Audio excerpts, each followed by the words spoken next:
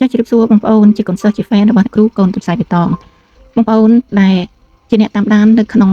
page YouTube របស់អ្នកគ្រូកូនទន្សាយបៃតងតាំងពីយូរយារណាស់មកហើយបងប្អូនដឹងហើយថានៅក្នុងថ្នាក់រៀនហ្វុងស៊ុយរបស់នាងខ្ញុំគឺនាងខ្ញុំបានបង្ហាញបងប្អូនអំពីផ្កាយដែលចុះចរតាមរយៈថ្ងៃនីមួយៗនៅផ្កាយចុះចរនេះយើងអត់មានវិធីនៅក្នុងការគណនាទេតែខ្ញុំសូមឲ្យបងប្អូនអាចប្រើក្បាច់ស្រីងាយៗក្នុងការដេញរាប់ផ្កាយដែលចុះចរពីមួយថ្ងៃទៅមួយថ្ងៃប៉ុន្តែវាចម្លែកផ្កាយប្រចាំថ្ងៃគឺវាខុសពីផ្កាយប្រចាំឆ្នាំប្រចាំខែផ្កាយប្រចាំឆ្នាំចុះចរពីមួយឆ្នាំទៅមួយឆ្នាំគឺថយមួយគ្រាប់ជារៀងរាល់ឆ្នាំរហូតតរៀងទៅអត់មានការផ្លាស់ប្ដូរប្រែប្រួលទេ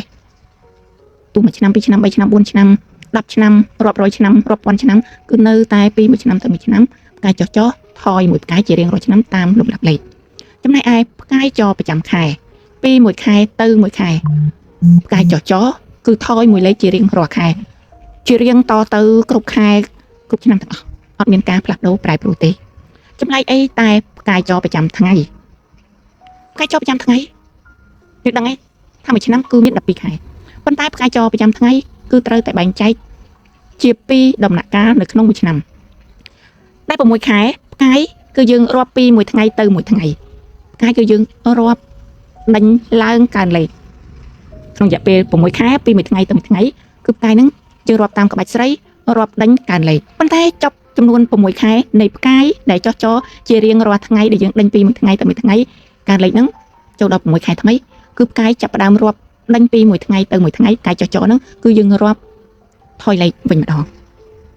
ខ្ញុំបានបង្រៀនបងប្អូនរួចហើយសម្រាប់6ខែដែលការរាប់ផ្កាយកើនលេខហើយ6ខែទៀតរាប់ផ្កាយដេញចុះលេខតាមរៀងថ្ងៃពីមួយថ្ងៃទៅមួយថ្ងៃហ្នឹងតើពីពេលវេលាថ្ងៃណានៅក្នុងខែណាទៅដល់ថ្ងៃណានៅក្នុងខែណាមួយឆ្នាំ12ខែចែកចេញជា2គឺយើងគិតមួយផ្នែកគឺ6ខែផ្កាយដេញកើនលេខពីមួយថ្ងៃទៅមួយថ្ងៃតាមក្បាច់ស្រីងាយតារាសាស្ត្រដែលយើងរាប់នៃការចុះចរប្រចាំថ្ងៃដែលយើងរាប់កើនលេខនៅក្នុងរយៈពេល6ខែហ្នឹងគឺយើងរាប់គិតចាប់ពីថ្ងៃទី22ខែធ្នូដល់ថ្ងៃទី21ខែមិថុនាចំណែកឯតារាសាស្ត្រដែលយើងរាប់ថយលេខពីមួយថ្ងៃទៅមួយថ្ងៃមួយថ្ងៃទៀតនៅក្នុង6ខែទៀតគឺចាប់ដើមពីថ្ងៃទី22ខែមិថុនាដល់ថ្ងៃទី21ខែធ្នូសម្រាប់ពេលវេលាថ្ងៃនេះនឹងមានការផ្លាស់ប្ដូរ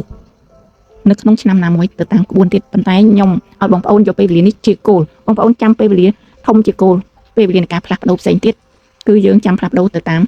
លោកគ្រូអ្នកគ្រូដើមតែជាលក្ខណៈពិសេសរបស់គ្រូចិនសែបានដឹងក្នុងពេលវេលាថ្ងៃនេះខែនេះនៅក្នុងឆ្នាំនេះគឺស្ថិតនៅក្នុងខែមិថុនាអញ្ចឹងបងប្អូនទាំងអស់គ្នាយើងមើលចាប់ពីថ្ងៃទី22ខែមិថុនារហូតដល់ថ្ងៃទី21ខែធ្នូនៅក្នុងកំឡុងពេលដែលថ្ងៃទី22ខែមិថុនានឹងជិតចូលមកដល់ហើយដែលយើងនឹងធ្វើការផ្លាស់ប្ដូរផ្កាយត្រូវតែរាប់ដេញថយលេខពីមួយថ្ងៃទៅមួយថ្ងៃវិញคลิปវីដេអូមួយនេះនាងខ្ញុំថតនៅក្នុងថ្ងៃទី13ខែមិថុនាឆ្នាំ2026ដូច្នេះផ្កាយដែលកំពុងដើរនាពេលបច្ចុប្បន្ននេះបានន័យថាជាផ្កាយដែលស្ថិតនៅចំណែកផ្កាយដើរកើនលេខពីមួយថ្ងៃទៅមួយថ្ងៃចាប់តាំងពីថ្ងៃទី22ខែធ្នូដល់21ខែមិថុនាដូច្នេះពេលបច្ចុប្បន្ននេះគឺផ្កាយប្រចាំថ្ងៃកំពុងតែដើរកើនលេខដែលបងប្អូនជា fan ជាកូនសិស្សរបស់នេះខ្ញុំឃើញហើយនាងខ្ញុំដើរផ្កាយថ្ងៃជូនបងប្អូនទាំងអស់គ្នាតាំងពីថ្ងៃទី22ខែធ្នូឆ្នាំ2025រហូតមកដល់ពេលបច្ចុប្បន្ននេះគឺថ្ងៃទី13ខែមិថុនាឆ្នាំ2026គឺយើងតែងតែចេញផ្កាយប្រចាំថ្ងៃដល់បងប្អូនទាំងអស់គ្នាគឺផ្កាយរាប់ពីមួយថ្ងៃទៅមួយថ្ងៃកើនលេខរហូតដល់ថ្ងៃទី21ផ្កាយគឺនៅតែរាប់កើនលេខដល់ថ្ងៃទី22បងប្អូនទាំងអស់គ្នាផ្កាយនឹងចាប់ផ្ដើមផ្លាស់ប្ដូររាប់ថយលេខវិញចាប់ផ្ដើមពីថ្ងៃទី22ខែមិថុនាយើងនឹងចូលដល់ផ្នែកនៃការរាប់ផ្កាយចរប្រចាំថ្ងៃគឺរាប់ថយលេខប៉ុន្តែបងប្អូនមុននឹងយើងចាប់ផ្ដើមរាប់ផ្កាយថយលេខគឺយើងមានក្បួននៅក្នុងការត្រៀមផ្កាយបងប្អូនជាកូនសិស្សជា fan របស់អ្នកគ្រូកូនទន្សាយបៃតងច្បាស់ជាងថ្ងៃច្បាស់ជាងលោកគ្រូអ្នកគ្រូចិនសែមួយចំនួនទៀតដូចខ្ញុំផងអញ្ចឹងអ្នកកូនសិស្សខ្ញុំច្បាស់សម្រាប់ក្បួននៃការផ្លាស់ប្ដូរផ្កាយ6ខែរាប់កើនលេខ6ខែរាប់ថយលេខដែលនៅក្នុងថ្ងៃទី21នេះបងប្អូនត្រូវមានផ្កាយត្រៀមសម្រាប់ដល់ថ្ងៃទី22យើងត្រូវដូរផ្កាយអញ្ចឹងក្បួននៅក្នុងការត្រៀមផ្កាយគឺចំនួននៃផ្កាយដែលចុះចរហ្នឹងបូកគ្នាស្មើនឹង10អញ្ចឹងនៅក្នុងថ្ងៃទី21ខែមិថុនាឆ្នាំ2026បងប្អូនជា fan ដែលតាមដានផ្កាយចរប្រចាំថ្ងៃរបស់ខ្ញុំហ្នឹងហើយ បងប្អូនរាប់តាមក្បាច់ស្រីនឹងឃើញថ្ងៃទី21ផ្កាយលេខ3ចុះចប្រចាំថ្ងៃគឺជាថ្ងៃចុងក្រោយនៃការរាប់ផ្កាយកើនលេខអញ្ចឹងនៅក្នុងថ្ងៃទី21នេះត្រូវតែមានផ្កាយត្រៀមផ្កាយថ្ងៃទី21ផ្កាយលេខ3ខ្ញុំផ្កាយលេខ3បូកលេខប្រមាណស្មើនឹង10គឺបូកនឹងលេខ7អញ្ចឹងសម្រាប់គោលផ្កាយទុកត្រៀមរាប់បន្តគឺជាគោលផ្កាយលេខ7នៅក្នុងថ្ងៃទី21អញ្ចឹងថ្ងៃទី21ផ្កាយចុះចនៅលើផែនដីចាំក្រាទីតាំងនោះគឺផ្កាយលេខ3ប៉ុន្តែផ្កាយត្រៀមគឺផ្កាយលេខ7ត្រៀមទុកដល់ពេលវេលាថ្ងៃទី22ចូលមកដល់ផ្កាយថ្មីនឹងចុះចជាផ្កាយថយលេខដែលយើងរាប់បន្តពីគោលផ្កាយថ្ងៃទី21ដែលយើងត្រៀមទុកផ្កាយលេខ7ហ្នឹងអញ្ចឹងនៅក្នុងថ្ងៃទី22ផ្កាយដែលចុះចបន្តគឺផ្កាយលេខ6បងប្អូនដែលជាសិស្សថ្មីជា fan ថ្មីបងប្អូនតាមឲ្យតាន់បងប្អូនតាមអត់តាន់សូមត្រឡប់មើលវីដេអូចាស់ៗនៅក្នុងថ្នាក់រៀន Feng Shui Green Bunny Family ដែលជាថ្នាក់ Feng Shui របស់នាងខ្ញុំគឺនាងខ្ញុំបង្ហាត់បងប្អូនជាកូនសិស្សជា fan មកចាត់ខ្លាំងណាស់